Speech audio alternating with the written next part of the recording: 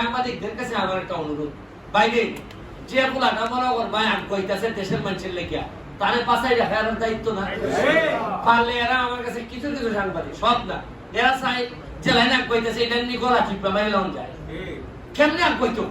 আর এই দেশ তো এটা খাট আছে দেশ না, এটা বঙ্গবন্ধুর মতো মাইরে দিছ।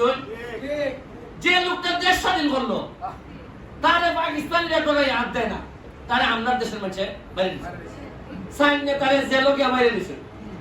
আমরা চায়নিজ কিপ্রিয়া আজকে কিপ্রিয়া সাত বাংলা আমরা অর্থমন্ত্রী ভাই, তারে তার বাড়ির তারা মাইরে দিছে। মুখা বাকি আছে খালি আমি মরা। এটা নিয়ে একটা কিতাব হইতাম আপনার মুখ খারাপ হয়। কত খাট আছে দেশ আমি জীবনে দেখছি না, যে তাই পাল্লা হয় এটা মেনে নেয়। এরপরে পৃথিবীর আর কোনো দেশও নাই খানির 2 নম্বর। ওই আমার খানির মধ্যে 20 মিশাই আমার বাতি জায়গা খাওয়াইতেছে, ফলার মধ্যে 20, মাছের মধ্যে ফরমালিন। আপনি কি মনে করেন না তাহলে বেঁচে যাবে গা? কোটা টাকা হইলে বাঁচবা, জীবনও বাঁচতা না। মাছের বাজার যখন লাগতো না, যে বড় লোক জানি না তাই কলা কিনন লাগতো না, অফিসার হইলে যে কলা কিনন লাগে না, সবগুলার মধ্যে 20। গিয়া যখন একটা হাসপাতাল গাইবা যে লসে আছে, কেন লস নাই?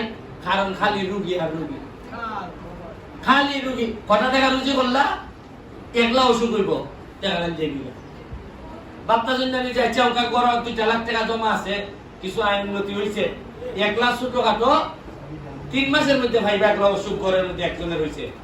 2 লাখ তো যাইবই, আরো 1 লাখ টাকা ঋণ ঘর লাগবে। যাই হোক, আপনার কাছে আর এটা দুঃখের কথা কইয়া লাভ নাই।